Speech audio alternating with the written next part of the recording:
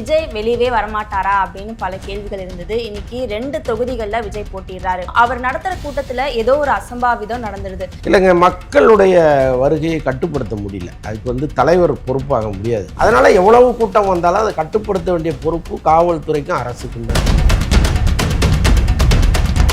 விஜய் போற இடம்லாம் இன்னொரு கரூர் சம்பவம் நடந்துடக்கூடாது அப்படின்றத சொல்லிட்டு இருக்காங்க. கரூர் மாதிரி ஒரு சம்பவம் இன்னொரு ஊர்ல நடந்துடக்கூடாதுங்கிற கவலையும் அக்கறையும் அவர்கிட்டையும் இருக்கு. அவர் கையில அது இல்லை, அது கை மீறி இருக்கு. திமுக அழுத்தம் கொடுக்கறதுங்கிறது உண்மைதான். இவ எல்லா அதிகாரிகளுக்கும் ஒரு கணக்கு இருக்கும். நாளைக்கு யார் ஆட்சிக்கு வர போறாங்க, அப்போ விஜய்க்கு எதிராக தான் அவங்க நடந்துப்பாங்க.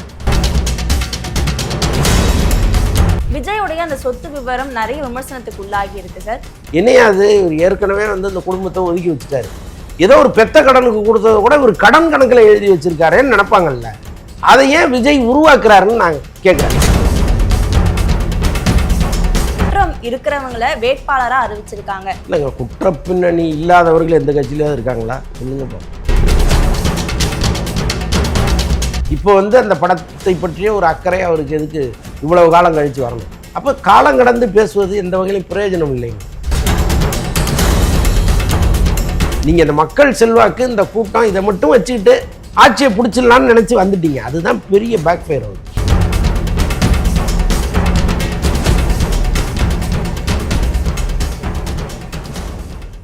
Cloud7 வாய்ஸ் நேயர்களுக்கு வணக்கம். இன்றைய நேர்காணலில் நம்மோடு இணைந்திருக்கிறார் ஜேர்னலிஸ்ட் அந்தணன்.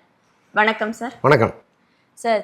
விஜய் வெளியவே வரமாட்டாரா அப்படின்னு பல கேள்விகள் இருந்தது. இன்னைக்கு 2 தொகுதிகளில் விஜய் போட்டிடுறாரு. பெரம்பூர், திருச்சி கிழக்கு 2த்துலேயுமே வேட்புமனு தாக்கல் செஞ்சுட்டு பிரச்சாரத்தை ஆரம்பிச்சுட்டாரு. போகிற மேடெல்லாம் எனக்கு வாய்ப்பு கொடுங்க அப்படின்னு சொல்லி கேட்குறாரு. இன்னொரு பக்கம் அவர் நடத்துகிற கூட்டத்தில் ஏதோ ஒரு அசம்பாவிதம் நடந்துருது. அதே பெரம்பூர் கொளத்தூரில் நடந்தப்பையும் மக்கள் நெரிசல் அதிகமாக இருந்ததுன்னு அவர் மேலே வழக்கு பதிலாம் போட்டிருந்தாங்க. திருச்சியிலுமே அதே மாதிரி ஒரு சம்பவம் தான் நடந்திருக்கு. நீங்கள் எப்படி பார்க்குறீங்க சார்? இல்லைங்க, மக்களுடைய வருகையை கட்டுப்படுத்த முடியல. அதுக்கு தலைவர் பொறுப்பாக முடியாது. பல பேர் பேசுகிறாங்க, அனுபவசாலிகள் கூட பேசுகிறாங்க, அவர் தான் அதை கட்டுப்படுத்தணும்னு. அது எப்படி ஒரு தலைவர் என்னை பார்க்க வராதுன்னு சொல்லுவார்? வர்றவங்களை நீங்கள் வராதிங்க, எல்லாம் வீட்டில் இருந்து டிவிலே பாருங்கள் அப்படின்னு ஒரு தலைவர் எப்படி சொல்லுவார்? ஒரு கர்ப்பிணி பெண் வராதிங்க, குழந்தைகள் வராதிங்க, வயதானவர்கள் வராதிங்கிறது நியாயம், அதை அவரே சொல்கிறாரு. ஆனால் அதை தாண்டி வர்ற கூட்டத்தை நீங்கள் என்னை பார்க்க வராதிங்கன்னு ஒரு தலைவர் எப்படி சொல்ல முடியும்? அப்போது இங்கே இந்த ஜனநாயக நாட்டில் காவல்துறைக்குன்னு எவ்வளவு அதிகாரம் இருக்குதோ அதை பயன்படுத்தி தான் அந்த கூட்டத்தை கட்டுப்படுத்தணும். அப்போ இது பொறுப்பு காவல்துறைக்கு இருக்கே தவிர ஒரு கட்சியினுடைய தலைவருக்கு இருக்குன்னு இங்கே பல பேர் பேசுகிறதே எனக்கு ரொம்ப வேடிக்கையாக இருக்குது. அதனால் எவ்வளவு கூட்டம் வந்தாலும் அதை கட்டுப்படுத்த வேண்டிய பொறுப்பு காவல்துறைக்கும் அரசுக்கும் தான் இருக்குது, இன்றைக்கி தேர்தல் ஆணையத்துக்கு. இப்போ இன்னொரு பக்கம் ஒவ்வொரு இடத்துலையும் இது கரூர் சம்பவம் இன்னொரு தடவை நடந்துடக்கூடாது, விஜய் போகிற இடம்லாம் இன்னொரு கரூர் சம்பவம் நடந்துடக்கூடாது அப்படின்றத சொல்லிட்டு இருக்காங்க. அதுக்கு வெறும் காவல்துறை மட்டுமே பொறுப்பாக முடியுமா? ஏன்னா ஒரு தலைவராக அந்த கூட்டத்தை கட்டுப்படுத்துறதுக்கான அதிகாரம் தாவேகா சார்பில் யாருக்குமே இல்லையா அப்படின்னு? இல்லை, அது கட்டுப்படுத்த முடியாத கூட்டமாக இருக்குங்க. அவங்களுக்கு தனித்தனியாக உட்கார வச்சு பாடம் நடத்தவே முடியாது. அவங்கள திருத்தணும்னா இன்னொரு 20 வருஷம் ஆகும். அப்படி தான் இருக்குது இன்றைக்கி சூழ்நிலை. அப்போது அவர் எப்படி பொறுப்பாக முடியுங்கிறது தான் என்னுடைய கேள்வியாக இருக்குது. இப்போ அவரும் சொல்லி பார்க்குறாரு, வண்டி பின்னாடி வராதிங்கன்றாரு, வர்றாங்க. இன்றைக்கி பாருங்கள், திருச்சிக்கு போகும்பொழுது ஒரு தம்பதி கீழே விழுந்துடுறாங்க, டக்குன்னு வேனை விட்டு இறங்கி வராரு. அப்போ கரூர் மாதிரி ஒரு சம்பவம் இன்னொரு ஊரில் நடந்துடக்கூடாதுங்கிற கவலையும் அக்கறையும் அவர்கிட்டையும் இருக்குது. அது இல்லைன்னு நம்ம சொல்லிட முடியாது. அந்த காயங்களையோ விபத்துக்களையோ அவர் ரசிக்கிறாருன்னு நம்ம சொல்ல முடியாது. அவர் கையில் அது இல்லை, அது கை மீறி இருக்குது. அதை பொறுப்பாக ஒரு ஸ்கேலை போட்டு இதுதான் செய்யணும், இப்படி தான் செய்யணும்னு கட்டுப்படுத்த வேண்டிய இடத்தில் காவல்துறை தான் இருக்குது. அதனால் தலைவரை சொல்லி பயனில்லை. இது எல்லா கட்சிக்கும் பொருந்தும். இப்போ இதே ஒரு திமுக கூட்டத்தில் நடந்தாலும், ஒரு அதிமுக கூட்டத்தில் நடந்தாலும், அல்லது ஒரு காங்கிரஸ் கூட்டத்தில் நடந்தாலும் அந்த தலைவரை நம்ம குறை சொல்ல முடியாது. அந்த தலைவரை பார்க்க வர்ற கூட்டம் அப்படி வருது, அதுக்கு என்ன செய்ய முடியும்? அதை இங்கே யார் பொறுப்பாக இருக்காங்களோ அவங்க தான் தடுத்து நிறுத்தணும். திமுக அழுத்தம் கொடுக்குது அப்படின்றத சொல்கிறாங்களே சார். திமுக அழுத்தம் கொடுக்குறதுங்கிறது உண்மைதான். இப்போ பல பேர் என்ன சொல்கிறாங்க, தேர்தல் ஆணையத்தின் அது கையில் தான் இப்போ அதிகாரம் இருக்குது, அரசு கையில் கிடையாது, எப்படி அரசை குறை சொல்லலான்னு சொல்கிறாங்க. இன்றைக்கி குமரகுருபரன் ஒரு அதிகாரி இருக்கார், அவர் ஏற்கனவே என்னவா இருந்தாருங்கிறது எல்லாரும் பார்த்துருக்கோம். அப்போ அவர் அந்த நட்பின் அடிப்படையில் தானே இன்றைக்கி ஒரு வேலையை பார்ப்பார். இப்போ எல்லா அதிகாரிகளுக்கும் ஒரு கணக்கு இருக்கும், நாளைக்கு யார் ஆட்சிக்கு வர போகிறாங்க, அப்போ அவங்களுக்கு சாதகமாக நம்ம இப்போலேருந்து இருந்துக்கணுங்கிற எண்ணமெல்லாம் இருக்கும். இப்போ விஜய் தான் ஆட்சியை பிடிப்பாரு அப்படிங்கிற எண்ணமோ கருத்து கணிப்போ வந்துருச்சுன்னு வைங்களேன், இவங்க விஜய்க்கு சாதகமாக தான் இருப்பாங்க அதிகாரிகள்லாம். அவங்களுக்கு தெரியும் இந்த முறை அவர் வரப்போகிறது இல்லைன்னு. அப்போ விஜய்க்கு எதிராக தான் அவங்க நடந்துப்பாங்க. இதில் அரசு கையில் கிடையாது, அரசு சொல்லலை அப்படின்லாம் சொல்கிறது வந்து ஒரு மேல் பூச்சா இருக்கலாமே தவிர உண்மை அது கிடையாது. இல்லை, இப்போ மேடையிலே ஆதவர்ஜுனா கண்ணீரோட பேசியிருப்பாரு, ஒரு அழுத்தம் இருக்கு. அதுவும் இல்லாமல் அவர் நடத்தின கூட்டத்தில் கண்ணாடி பாட்டல்லாம் தூக்கி போட்டு ஒரு வன்முறையை ஏற்படுத்தியிருக்காங்க அப்படின்னு திமுக சார்பாக குற்றம் சாட்டுறாங்க. இல்லைங்க, தூக்கி எறிந்தது திமுக ஆட்களாங்கிறது நமக்கு இந்த நிமிஷம் வரைக்கும் தெரியாது. ஒரு 2 பேரை பிடிச்சிருக்காங்க, அவங்க பின்னணி என்ன, அவங்க யார் அப்படிங்கிறதெல்லாம் நமக்கு இது வரைக்கும் தெரியல. பட் அவர் வந்து ஒரு ஆதாரத்தை காமிக்கிறார். நாங்கள் வந்து சிசிடிவி ஃபுட்டேஜ் எங்கள்கிட்ட இருக்குது, அது யாருங்கிறதெல்லாம் இருக்குது, நாளைக்கு காவல்துறையை விட்டுட்டா கூட நாங்கள் விட மாட்டோம்லாம் அவர் சொல்கிறாரு. அப்போது யாரோ ஒரு 2 பேர் அவங்க எந்த கட்சியின் பின்புலத்தில் வந்தாங்க அல்லது நிஜமாவே போதை தலைக்கேறி ஏதோ ஒன்று பண்ணிட்டாங்களா அப்படிங்கிறதெல்லாம் விசாரணையில் வர வேண்டியது. நம்ம வெயிட் பண்ணி பார்ப்போம். அது இப்போ தொடர்ந்து இந்த வேட்புமனு தாக்கல் செய்த பிறகு விஜயோடைய அந்த சொத்து விவரம் நிறைய விமர்சனத்துக்கு உள்ளாகி இருக்கு சார். அப்பா அம்மா கடன் கொடுத்தாரா அப்படின்னு பல விமர்சனங்கள் இருக்கு. அதை நீங்கள் எப்படி பார்க்க? பொதுவாக அந்த ஆடிட்டர்ஸ் வந்து அப்படி சொல்லி கொடுப்பாங்க. நீங்கள் வந்து உங்கள்கிட்ட இருக்கிற பணத்தை இன்னார்கிட்ட கொடுத்தேன் அப்படின்னு மாற்றினா அது வந்து நமக்கு சரியாக இருக்கும் அப்படின்னு சொல்லுவாங்க. இது ஏற்கனவே எல்லாம் நடந்திருக்கு. கலைஞர் வந்து கனிமொழிக்கு கடன் கொடுத்ததா ஆவணங்களை வெளியிட்டு இருக்காங்க. அதனால் தந்தை மகனுக்கு கடன் கொடுப்பதுங்கிறது கணக்கில் எழுதுவாங்க.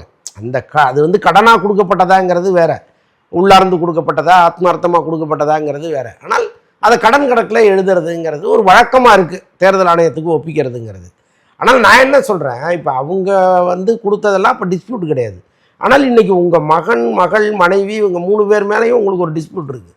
இப்போ இந்த நேரத்தில் நீங்கள் அவங்களுக்கு கடன் கொடுத்தேன்னு சொல்கிறது ஒரு சாதாரண பொதுமக்கள் பார்க்கும்போது அவனுக்கு அருவருப்பாக இருக்கும். என்னையாது இவர் ஏற்கனவே வந்து இந்த குடும்பத்தை ஒதுக்கி வச்சுட்டாரு, ஏதோ ஒரு பெத்த கடனுக்கு கொடுத்ததை கூட இவர் கடன் கணக்கில் எழுதி வச்சுருக்காருன்னு நினைப்பாங்கல்ல. அதை ஏன் விஜய் உருவாக்குறாருன்னு நான் கேட்குறேன்.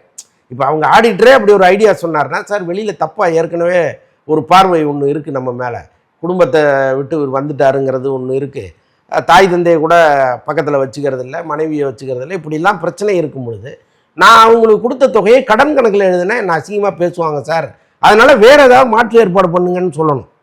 இது சொல்லாமல் போனது தான் தவறே தவிர இதற்கு முன்னாடி அந்த உதாரணம் இருக்கான்னா இருக்குது. ஆனால் இப்போ இந்த விமர்சனம் தான் அதிகமாயிட்டு இருக்கு. நீங்கள் சொன்ன மாதிரி அவங்களுக்கு ஒரு நெகட்டிவான ஒரு பிம்பம் இப்போ இருக்கிற நிலையில விஜய் வந்து யாரோட பேச்சும் கேட்காம தனிச்சையாக ஒரு முடிவெடுக்கிறாரா அப்படின்ற ஒரு கேள்வியும் முன்வைக்கிறாங்க. இல்லைங்க, அவருக்கு வந்து ஒரு விஷயத்தை நேரடியாக பார்க்குறாரே தவிர அதற்குள் வேற என்னென்ன இடையூறுகள் வரும், என்னெல்லாம் அது நம்மளை பற்றி பேசுவாங்கங்கிற ஒரு எண்ணம் வந்து அவருக்கு இல்லை. அதை வந்து அவர் ஒவ்வொரு முறையும் யோசிக்கணும். ஒரு செயலை செய்யும்போது இந்த செயல் வெளியில் என்னவா விமர்சிக்கப்படும்ங்கிறத முதல்ல ஒரு யோசிச்சு பார்க்கணும். அப்படி பார்க்காம பிளைண்டாக எடுக்கிறாரு. ஒருத்தர் ஒரு ஐடியா கொடுத்தாங்கன்னா ஓகே அப்படின்ட்டு போயிடுறாரு. அது தவறு. அது இது இப்போ நடக்கிற விஷயம் எல்லாமே அதன் அடிப்படையில் நடக்கிறது தான். அதாவது ஒரு நல்ல பேர் எடுக்கிறதுங்கிறது ரொம்ப கஷ்டம், கெட்ட பேர் ரொம்ப ஈஸியாக எடுத்துடலாம். அதை மறைக்கிறது அழிக்கிறதுங்கிறதெல்லாம் சாதாரண விஷயமே கிடையாது. இப்போ பாருங்கள், சங்கீதா வந்து ஒரு குற்றச்சாட்டை அவர் மேலே வைக்கிறாங்க. அப்போ கூட இந்த பெண்கள் எல்லாமே வந்து சங்கீதாவை தான் குறை சொல்லிட்டு இருந்தாங்க. ஒரு குடும்பம்னா 1000 பிரச்சனை இருக்குங்க, தேர்தல் நேரத்தில் வந்து அப்படி பண்ணுவீங்க, அவர் ஏதோ வந்து ஒரு லட்சியத்தோடு வராரு, நீங்கள் இப்படி பண்ணலாமா அப்படின்னு கேட்டவங்களே ஒரு 3 நாள் கழித்து எவ்வளோ கோவப்பட்டாங்க. அப்படியே அந்த வாக்கு வங்கி சரிஞ்சுதா இல்லையா? ஒரு சர்வே எடுக்கும் பொழுது விஜய் மீது இருந்தான ஆதரவு வந்து எப்படி மலமலன்னு சரிஞ்சுது. அப்போ அதுக்கு என்ன காரணம்? இவர் வந்து தான் தோன்றித்தனமாக எடுத்த ஒரு முடிவு. அப்போ எல்லா முடிவுகளையும் ஒரு முறைக்கு 4 முறை ஒரு பரிசீலனை பண்ணணும். என்னெல்லாம் சொல்லுவாங்க, இது நமக்கு தேவையா அப்படின்னு நினச்சி அதை செய்யணும். இப்போ இதெல்லாம் ரொம்ப பிளண்டர் மிஸ்டேக்கு, கண்ணுக்கு தெரிகிற பளிர்னு தெரிகிற ஒரு மிஸ்டேக்கு. அதை எப்படி அவர் செஞ்சாருன்னு எனக்கு இந்த நிமிஷம் வரைக்கும் புரியல. இப்போ அதே மாதிரி ஒரு வரிசையில் இருந்தால் வேட்பாளர்கள் அறிவிப்புலையும் விஜய் வந்து தவறு பண்ணிட்டாரு. ஏன்னா வந்து பிற கட்சிகள்லேருந்து வந்தவங்க இன்னொரு பக்கம் குற்றம் இருக்கிறவங்கள வேட்பாளராக அறிவிச்சிருக்காங்க. இதுவே வந்து விஜய்க்கு ஒரு மிகப்பெரிய ஒரு தாக்கத்தை, ஒரு மைனஸை வந்து இந்த தேர்தலில் ஏற்படுத்தும் அப்படின்னு சொல்கிறாங்க. இல்லைங்க, குற்ற பின்னணி இல்லாதவர்கள் எந்த கட்சியிலாவது இருக்காங்களா சொல்லுங்க பார்ப்போம். வேட்பாளர்கள் பல பேர் திமுகவாகட்டும் அதிமுகவாகட்டும் அல்லது காங்கிரஸ் ஆகட்டும் ஏதாவது ஒரு வழக்கு வேட்பாளர் மேலே இருக்கும். அதாவது மிக மிக நேர்மையான வேட்பாளர்கள்ங்கிறவங்க ரொம்ப கம்மி எல்லா கட்சியிலையுமே. அதனால் குற்ற பின்னணியை விட்டுருங்க. ஆனால் மாற்று கட்சியிலேருந்து வந்த ஒரு 106 பேருக்கோ 103 பேருக்கோ வாய்ப்பு கொடுத்துருக்குறாங்க. அது வந்து பிளண்டர் மிஸ்டேக். அதை வந்து அவர் செஞ்சுருக்க கூடாது. ஏன்னா இப்போ விஜய்க்கு ஆரம்பத்துலேருந்து போஸ்டர் ஒட்டினவன், விஜய்க்காக கத்தி கதறினவன்லாம் அங்கங்கே இருக்காங்க. இன்னும் சொல்லப்போனால் இந்த விஜய் மக்கள் இயக்கத்தில் பணியாற்றிய பல பேருக்கு வாய்ப்பே கிடையாது. புஷி ஆனந்த் எப்போ உள்ளே வந்தாரோ அப்போ வந்து எஸ்சி ஆதரவாளர்கள் எல்லாருமே நீக்கிட்டார். பல்வேறு மாவட்டங்களில் பெரிய அதிருப்தியோடு இருக்கிறவங்க இன்னமும் இருக்காங்க. அவங்க எல்லாமே விஜய்ங்கிற ஒரு மனிதனுக்காக நாங்கள் பொறுத்துக்கிட்டு இருக்கோம்.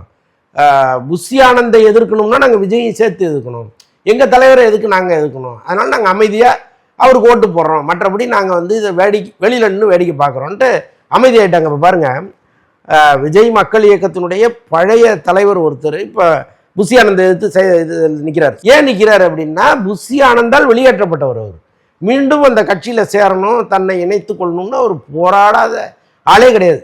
எஸ்சியை பார்ப்பார், விஜய்க்கு லெட்ரு போடுவார், எஸ்எஸ்சி வீட்டில் போய் நிற்பார், இது மாதிரி நிறைய பேர். ஆனால் எதுவுமே நடக்கலை. விஜய் ஒன்ஸ் நீக்கினது தான் எல்லாமே அவர் பொறுப்புன்ட்டு போயிட்டார். அப்போ இந்த மாதிரி அதிருப்தியாளர்கள் இருக்காங்கல்ல, உங்களுக்காக உழைத்தவர்கள், அதாவது இன்னைக்கு நேற்று இல்லை, நாளைய தீர்ப்பு காலத்திலேருந்து உழைச்சவங்களாம் இங்கே இருக்காங்க. அப்போ அவங்களெல்லாம் விட்டுட்டு நேற்று ஒரு கட்சியிலேருந்து நீக்கப்பட்டவரையும் அல்லது துரத்தப்பட்டவர்களையும் நீங்கள் கொண்டு வந்து உங்கள் கட்சியில் சேர்த்து வேட்பாளர் வாய்ப்பு கொடுக்குறீங்கன்னா, ஆளே இல்லாததுனால வேட்பாளரா யாரை தேர்ந்தெடுக்கிறது அப்படின்னு கட்சிக்குள்ள ஆள் இல்லாததுனால தான் இதை பண்ணல. ஆள் இல்லாமல்லாம் கிடையாது. எல்லா ஊர்லேயும் வந்து வேட்பாளர் கேண்டிடேட்டை என்ன நிறுத்துங்கன்னு ஒரு பெரிய போட்டி இருக்குது. அதெல்லாம் ஆள் இல்லாமல்லாம் கிடையாது. அதான் இங்கே இருக்கிறவங்க வந்து அவர்கிட்ட ஒரு ராங்காக சில விஷயங்களை சொல்கிறாங்க. இவர் வந்தால் ஜெயிச்சிருவார் அப்படிங்கிற ஒரு போலி பிம்பத்தை அவர்கிட்ட கொடுக்குறாங்க. அதை நம்புகிறாரு அவர், அவ்வளோதான். மற்றபடி வந்து ஒரு மனிதனாக அவர் யோசிச்சாருன்னா, நம் கட்சிக்காக யாரெல்லாம் உழைத்தார்களோ அவங்க மட்டும்தான் இருக்கணும்னு அவர் நினைச்சிருக்கணும். ஆனால் அந்த விஷயத்தில் ஒரு பெரிய தவறு செஞ்சுட்டே இருக்கார். சார், ஊழலை ஒழிக்க போறேன் அப்படின்னு சொல்லிட்டு இப்போ அவர் நீங்க சொன்ன மாதிரி எல்லா கட்சிகள் பின்னாடியும் குற்ற பின்னணி இருந்தாலும் நான் முதல் முறையா வரேன், ஊழலை ஒழிக்க போறேன்னு சொல்லிட்டு அவரே இதை பண்ணிட்டாரே அப்படின்ற ஒரு அதிருப்தி மக்கள் மத்தியில இருக்கு அப்படின்னு சொல்றாங்க. ஊழலை ஒழிப்புங்கிறதுலாம் டெம்ப்ளட்டான வாசகம். அதெல்லாம் நீங்கள் எந்த காலத்துலையும் யாராலையும் ஒழிக்க முடியாது. இதே விஜய் வந்து நாளைக்கு ஆட்சிக்கு வந்தால் ஊழல் பண்ணாமல் இருப்பார் நினைக்கிறீங்களா? அப்படிலாம் கிடையாது. காலமும் சந்தர்ப்பமும் உங்களை அந்த தவறை செய்ய வைக்கும். அதனால் வந்து நான் பரிசுத்தமானவன்னு யாருமே சொல்ல முடியாது. அப்படி யாராவது நினச்சாங்கன்னா அவங்க இந்த அரசியலுக்கு லாயக்கற்றவர்கள், வரவே கூடாது அவங்க. அப்படி தான் வந்து இங்கே பல பேர் ஐயோ நமக்கு இது செட் ஆகாதுன்னு ஒதுங்கியிருக்கிறாங்க. இப்போ பாருங்கள், சகாப்தம் ஐஏஎஸ் வந்து அரசியலுக்கு வரணும்னு நினச்சார்.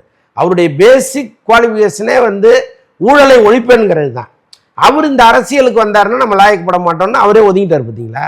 ஸோ அந்த மாதிரி செய்கிறவங்க நினைக்கிறவங்க வரவே கூடாது அரசியலுக்கு. அப்படி வருகிற கொஞ்சம் பேர் வந்து அதை டெம்ப்ளட்டான வார்த்தையாக வச்சுருக்காங்க. விஜயாலெல்லாம் ஒழிக்கவே முடியாது, யாராலையும் ஊழலை ஒழிக்க முடியாது. விஜயும் பண்ணுறதுக்கான வாய்ப்பு இருக்குது, கட்டாயமாக இருக்குது. எம்ஜிஆர் வந்து ஆட்சிக்கு வர்றதுக்கு முன்னாடி ஊழலை ஒழிப்புன்னு சொல்லிட்டு தான் வந்தார். 2 வருஷம் ரொம்ப ஸ்ட்ராங்காக இருந்தார். எங்கேயுமே யாரும் லஞ்சம் வாங்கக்கூடாதெல்லாம் இருந்தார். ஒரு கட்டத்தில் அவரே மாற்றி விட்டாங்க. அதுக்கப்புறம் லஞ்ச லாவண்யெல்லாம் ஆறாக பெருகெடுத்து ஓடிச்சு. அதனால் எவ்வளவு பெரிய பரிசுத்தமான ஆவியாக இருந்தாலும் அதையும் இங்கே கரையாக்குறது தான் நம்முடைய வழக்கம். ஸோ திருச்சி மாநாட்டில் விஜய் பேசினப்ப இந்த ஜனநாயகன் படம் வெளிவராமல் இருக்கிறதுக்கு சூழ்ச்சி பண்ணுறாங்க, அது யார் பாஜகவையும் குறிப்பிட்டு பேசியிருக்காரு அப்படின்னு எடுத்துக்க முடியுது. ரொம்ப நாளாக பாஜகவை டச் பண்ணாமலே இருந்தவர் இந்த கூட்டத்தில் பாஜகவையும் டச் பண்ணி பேசியிருக்காரு. அதை எப்படி பார்க்குறீங்க? ஆமாங்க, ஆக்சுவலாக அதுக்கு காரணம் என்னென்னா, பாஜக பிரமுகர் ஒருத்தர் என்ன பண்ணிட்டாருன்னா, தேர்தலுக்கு பிறகு விஜயோடு நாங்கள் கூட்டணி வச்சு கூட்டு ஆட்சி செய்வோம் அப்படின்னு அவர் சொல்லிட்டார். இப்போ வந்து தனிப்பெரும்பான்மை இல்லாமல் ஒரு ஸ்திரத்தன்மை இல்லாத ஒரு சூழ்நிலை வந்துச்சுன்னா விஜய் வந்து எங்களை ஆதரிப்பார், நாங்கள் ஆட்சியை பிடிப்போம்னு அவர் சொல்லிட்டார். இது வந்து ஒரு பெரிய டாக்காக மாறிச்சு. பாருங்கள், விஜய்க்கும் பிஜேபிக்கும் ஒரு மறைமுக உறவு இருக்குது, அதை வந்து அந்த கட்சி பிரமுகரே சொல்லிட்டாரு பாருங்க அப்படின்னு சொல்லி பயங்கரமாக பேச ஆரம்பித்தாங்க. அப்போ இந்த நேரத்தில் கூட நான் பிஜேபி எதிர்க்கிறேன்னு அவர் சொல்லலைன்னா அது உண்மையாயிரும். அப்போ அவர் சொல்லியாக வேண்டிய கட்டாயத்தில் இருக்கார். இன்னொன்று, இந்த ஜனநாயகன் படம் இன்னைக்கு முடங்கி கிடப்பதற்கு காரணமே பிஜேபி தான். அவர் ரொம்ப காலதாமதமாக பேசுகிறார். இதை என்னைக்கு பேசியிருக்கணும்னா 1 மாதத்துக்கு முன்னாடி பேசியிருக்கணும், அல்லது 1.5 மாதத்துக்கு முன்னாடி பேசியிருக்கணும். பேசி இந்த மாதிரி இவ்வளோ பிரச்சனையே எனக்கு பிஜேபி தான் கொடுக்குது, மக்களே கவனிச்சிங்க அப்படின்னு சொல்லியிருந்தீங்கன்னா ஒருவேளை இந்த படம் தேர்தலுக்கு முன்னாடி வந்திருப்பது கூட வாய்ப்பு இருக்குது. இன்றைக்கி எல்லாமே போன பிறகு இப்போ அந்த படம் வந்தா என்ன போனா என்னங்கிற நிலைமைக்கு ஆளாயிட்டாங்க எல்லாரும். யாருமே அதை பற்றி பெரிய அக்கறையெல்லாம் ஒன்றும் எடுத்துக்கல.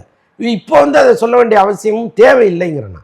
இப்போ வந்து அந்த படத்தை பற்றிய ஒரு அக்கறை அவருக்கு எதுக்கு இவ்வளவு காலம் கழித்து வரணும். இதை முன்னாடியே வந்திருந்தால் அந்த தயாரிப்பாளரும் பொழைச்சிருப்பார். பெரிய லாஸு, தயாரிப்பாளருக்கு லாஸு, டிஸ்ட்ரிபியூட்டர்ஸுக்கு லாஸு, திரையரங்க உரிமையாளர்களுக்கு லாஸு. எல்லாருமே வந்து அந்த படத்தை விற்று ஒரு பெரிய அளவு சம்பாதிக்கலாம்னு நினச்சாங்க. எல்லாமே லாஸில் போய் முடிஞ்சிருச்சு இல்லை. அப்போ காலம் கடந்து பேசுவது எந்த வகையிலும் பிரயோஜனம் இல்லைங்கிறது. இந்த படம் வராமல் போனதுக்கு விஜயோடைய பங்கு ஒரு மிகப்பெரிய பங்காகவே இருக்குது. இல்லைங்க, அவர் குரல் கொடுக்காதது தான் பங்கே தவிர அவர் வந்து படத்தை எந்த இடத்துலையுமே கொடுக்காமலாம் இல்லைல்ல. இப்போ பல பேர் என்ன பண்ணுவாங்கன்னா, எனக்கு சம்பளத்தை கொடுத்தா தான் நான் டப்பிங்கே பேசுவோன்னு இருப்பாங்க. பட் இவருக்கு ஒரு 75 கோடி ரூபா சம்பளம் பாக்கி இருந்த பிறகு போய் டப்பிங் பேசினார். எந்த ஹீரோவும் அதை பண்ண மாட்டாங்க. அதற்கப்புறமும் அந்த பணத்தை அவர் கேட்கவே இல்லை. ஏன்னா தயாரிப்பாளர் வந்து கஷ்டப்படுறாரு, லாஸ் ஆகிட்டார், நம்ம போய் கேட்டால் நியாயம் இல்லைன்னு அமைதியாக விட்டார் அவர். ஸோ அதனால் ஒத்துழைப்பு அவர் கொடுக்குறாரு. ஆனால் உரிய நேரத்தில் குரல் கொடுக்க வேண்டியவர் கொடுக்கலையேங்கிறது தான் அதில் இருக்கிற பிரச்சனை.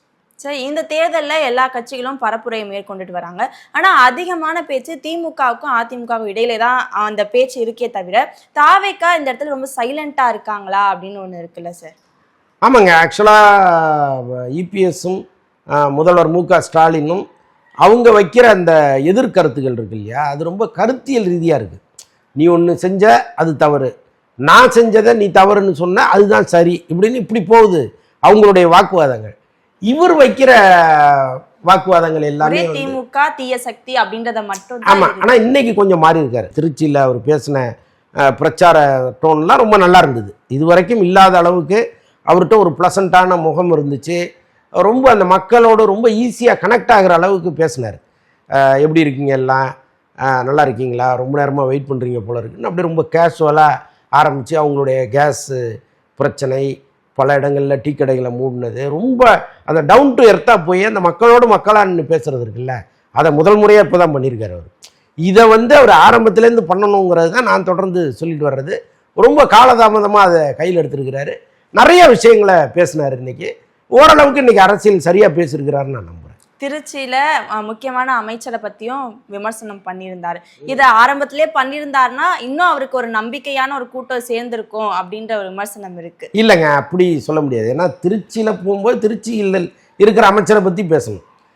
ஒவ்வொரு ஊர்ல போனாலும் அந்த ஊர்ல என்ன பிரச்சனையோ அதை தானே குறிப்பிட்டு பேசணும். ஆனா இதுக்கு முன்னாடி அவர் பேசினதுல வெறும் திமுக தீய சக்தி, இதை தாண்டி இந்த தடவை ஓரளவுக்கு பேசியிருக்காரு அப்படின்ற விமர்சனம் இருக்கு. ஆமாம்மா, அதுதாங்க. இப்போ என்னன்னா, இப்போ ஒவ்வொரு ஊரை பற்றியும் அவர் தெரிஞ்சுக்க வாய்ப்பு இல்லை. இப்போ திருச்சியில் என்ன பிரச்சனை, பெரம்பூரில் என்ன பிரச்சனை, குளத்தூரில் என்ன பிரச்சனைன்னு அவருக்கு தெரியாது. அப்படி தெரிஞ்சுக்கவும் முடியாதுன்னு வச்சுங்களேன். ஏன்னா இப்போ தான் அரசியலுக்கு அவர் வந்திருக்கிறாரு. இதெல்லாம் தெரிஞ்சுக்கிறதுக்கு இன்னும் பல வருடங்கள் அவருக்கு பிடிக்கும். அப்படி இருக்கும் பொழுது இந்த ஸ்பீச் அவருக்கு ரெடி பண்ணி கொடுக்குறாங்கல்ல, அவங்களுக்கு தான் இந்த பொறுப்பு இருக்குது. இன்றைக்கி எல்லா தலைவர்களுமே தனக்கு ஸ்பீச் ரெடி பண்ணி கொடுக்கறதுக்கு ஒரு ஆளை வச்சுருக்காங்க. பெரும்பாலும் அவங்க பத்திரிகையாளர்களாக இருப்பாங்க. அவங்க என்ன பண்ணுவாங்கன்னா, ஒவ்வொரு தொகுதியிலும் இருக்கிற பிரச்சனையை அலசி ஆராய்ஞ்சு அவங்க அந்த தொகுதிக்கு போகும்பொழுது எழுதி கொடுத்துருவாங்க. அப்படி ஒரு சரியான நபர் விஜய்கிட்ட இல்லை. அதுதான் இங்கே பெரிய பிரச்சனை. அதனால தான் அவர் பேசுனதே ரிப்பீட் பண்ணிகிட்டு இருக்காரு. இன்னொன்று அவரே கேட்கணும். இப்போ அவங்க தான் கொடுக்கலன்னா கூட அவர் கேட்கணும், இந்த தொகுதியில் என்ன பிரச்சனை இருக்குது, எனக்கு டீட்டெயிலாக கொடுங்க, நான் பேசணும்னு அவர் கேட்கணும். எதிர்காலத்தில் இது சரியாகும்னு நினைக்கிறேன். ஏன்னா இப்போ இன்னொரு 20 நாள் இருக்குது.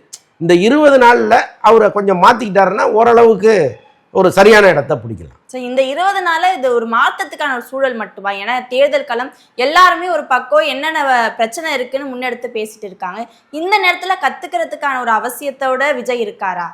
அதுதாங்க. இப்போ உதயநிதி வந்து அரசியலுக்கு வரணும்னு முடிவெடுத்தோடனே தினந்தோறும் அவர் அறிவாலயத்தில் உட்கார வச்சு 3 மணி நேரம் கிளாஸ் எடுத்தாங்க. தினந்தோறும் போய் உட்காந்துருவார். ஒவ்வொரு நாளும் ஒவ்வொரு பேச்சாளர் வருவார். திமுகவினுடைய பல தலைவர்கள், அடுத்த கட்ட தலைவர்கள் வருவாங்க. அவங்க மைக்கை பிடிச்சி பேசிகிட்டே இருப்பாங்க. இவர் உட்காந்து கேட்டுக்கிட்டே இருப்பார். அப்போ மெல்ல மெல்ல இந்த அரசியலுங்கிறது உள்ளே இறங்கிட்டே இருந்துச்சு. அப்படி ஒரு விஜய் பயிற்சி எடுத்தாருன்னா இல்லை. திடீர்னு வந்து ஏறிட்டார் மேடையில், ஒரே கூட்டம், புலகாங்கி தான் அடைஞ்சிட்டாரு. யார் என்ன எழுதி கொடுத்தாலும் அது அப்படியே படிக்கிற சூழ்நிலைக்கு ஆளாயிட்டார். அப்போ நீங்களாக முயற்சி பண்ணி நான் அரசியலை தெரிஞ்சுக்கணும், இங்கே திராவிட இயக்க வரலாறு என்ன, தமிழ் தேசியம் என்ன சொல்லுது, கம்யூனிசம் என்ன சொல்லுது, இது எல்லாத்தையுமே நீங்கள் உட்காந்து படிக்கணும், நீங்கள் உட்காந்து கேட்கணும். பல தலைவர்களை இங்கே வர வச்சு, அல்லது பத்திரிகையாளர்கள், இப்போ பாருங்கள் ஐயநாதன் போன்றவர்கள்லாம் ஆரம்பத்தில் வர வச்சு பேசிகிட்டு இருந்தவர் தானே அவர். அப்போ அந்த மாதிரி உள்ள கொஞ்சம் பேரை வர வச்சு நீங்கள் எனக்கு சொல்லுங்கள் சார், அப்போ என்ன நடந்தது, இப்போ என்ன நடந்தது. இப்போ தராசு ஷியாமெல்லாம் இருக்கார், அனுபவத்தின் குவியல் அவரெல்லாம் கூப்பிட்டு உட்கார வச்சு, சார் என்ன சார்னு கேட்டிங்கன்னா சூப்பராக உங்களுக்கு கிளாஸ் எடுத்துகிட்டு போவார். இப்போ இந்த முயற்சி முதல்ல உங்கள்கிட்ட இருக்கான்னா இல்லை. நீங்கள் இந்த மக்கள் செல்வாக்கு, இந்த கூட்டம், இதை மட்டும் வச்சுக்கிட்டு ஆட்சியை பிடிச்சிடலான்னு நினச்சி வந்துட்டீங்க. அதுதான் பெரிய பேக் ஃபயர். அவர் ஆரம்பத்துலேருந்து அவரை தயார் பண்ணிட்டு வந்திருந்தாருன்னா எங்கே மைக்க கொடுத்தாலும் அவருக்கு பேப்பரே தேவையில்லை, தூக்கி போட்டு அவர் பாட்ட பேசலாம். அப்படி ஒரு சூழ்நிலையை அவர் உருவாக்கிங்கன்னா அதை பண்ணலை. சரி, நடிகர்கள் அரசியலுக்கு வர்றது புதுசு இல்லை. சுந்தர் சி அதிமுக சார்பாக போட்டிடுறாரு, எப்படி பார்க்குறீங்க? அதாவது உள்ளபடியே அரசியலுக்கு ஏன் இப்படியெல்லாம் சாபம் வருதுன்னு நமக்கு தெரியல. எல்லாரும் அரசியலுக்கு வரலாம், நம்ம அதை தவறுன்னு சொல்ல முடியாது. திரைத்துறையிலேருந்து கட்டாயமாக வரலாம். ஆனால் நேற்று வரைக்கும் ஒரு ஷூட்டிங்கில் இருந்தவர் நாளைக்கு நாம் இந்த தொகுதியில் நிற்போன்னு கூட ஒரு ஐடியாவாக இல்லாமல் இருந்தவரை ஒருத்தரை கூட்டு நீங்கள் ஒரு களத்தில் இறக்கி விட்றது இருக்குல்ல, அதுவும் சாதாரண ஆளை இறக்கி விட்றாங்க. பிடிஆர் பழனிவேல்ராஜன்லாம் எவ்வளவு பெரிய ஆள் அவர். இப்போ அவரோட நீங்கள் மோதும் போது உங்களுக்கு எந்த அளவுக்கு அரசியல் தெரியும், நீங்கள் அவரை எப்படியெல்லாம் டீல் பண்ணணுங்கிறதெல்லாம் இங்கே இருக்கு இல்லையா. வெறுமனே பணத்தை செலவு பண்ணிட்டா நம்ம ஜெயிச்சிடலாங்கிறதெல்லாம் கிடையாது. அப்போ அவரை கொண்டு இறக்குறாங்க. அவராவது நான் பாட்ட படம் பண்ணிகிட்டு இருக்கேன், என்ன எதுக்கு இறக்குறீங்க, என் மனைவி இருக்காங்க, அவங்க தான் அரசியலில் இருக்காங்க, நீங்கள் அவங்களுக்கு ஏதாவது ஒரு வாய்ப்பு கொடுங்க அப்படின்னு தானே அதை சொல்லியிருக்கணும். இவர் எதுக்கு அங்கே நிற்கிறாருன்னு தெரியல. பட் எப்படி இருந்தாலும் பழனிவேல் தியாகராஜன்ட்டு அவர் தோல்வி அடைந்து தான் ஆகணும், அது ஒன்றும் சந்தேகம் இல்லை. சார், அதிமுக திமுக கூட்டணி எந்த அளவுக்கு பலமாக இருக்குன்னு பார்க்குறீங்க சார் இந்த தேர்தலில்? ரெண்டு பேருமே கொஞ்சம் ஈக்குவலான ஃபோர்ஸ் இந்த முறை வந்திருக்கு. இந்த தடவை அதிமுகவில் தாமரை 20க்கும் மேற்பட்ட சின்னத்தில் நிற்கிறாங்க, தொகுதிகளில் நிற்கிறாங்க. இது ஆர்எஸ்எஸ்க்கு, அதாவது பாஜக பின்னணியில் இருக்கிறவங்களுக்கு ஒரு எதிர்ப்பாக இருக்குமா தமிழ்நாட்டில்? கட்டாயமாக நீங்கள் நம்ம தமிழ்நாட்டை பொறுத்தளவுக்கு சென்ட்ரலுக்கும் ஸ்டேட்டுக்கும் எலெக்ஷன் நடந்தால் கூட, ஒரே நாளில் நடந்தால் கூட சென்ட்ரலில் யார் வரக்கூடாதுன்னு கரெக்டாக பிளான் பண்ணி ஓட்டு போடுறவங்க நம்ம ஆளுங்க.